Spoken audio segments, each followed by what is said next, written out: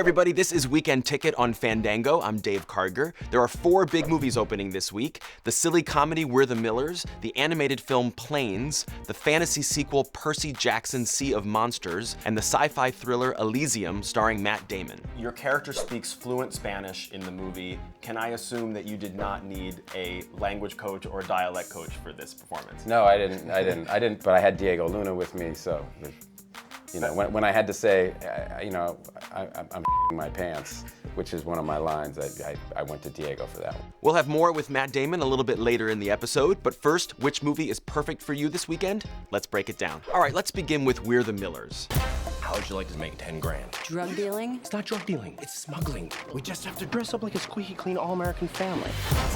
This is my son, Kenny Miller, and my lovely daughter, Casey? Jesus. This is a very goofy comedy along the lines of There's Something About Mary. It's often completely ridiculous, so if you're looking for a guys' night out film, this might be the best choice for you. Also opening this week is Planes. For the first time, we have a crop duster in the race. Well, he's gonna die. Dusty, you're going up against the best racers in the world.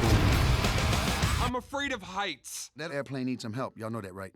Yeah. This is a lighthearted animated film that's a spin-off of the very popular Cars films. If you've got little kids you want to take to the movies, this is the best bet for you. Next up is Percy Jackson's Sea of Monsters. I heard there was a prophecy about me. It would seem that the prophecy was referring to our annihilation.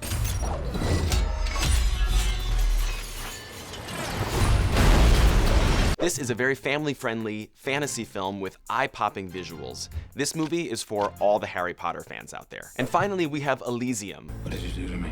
Gave you a way out. Whoever has this has the power to override their whole system. She's very sick, Max. We need to get her up there. You can save everyone. When can I go?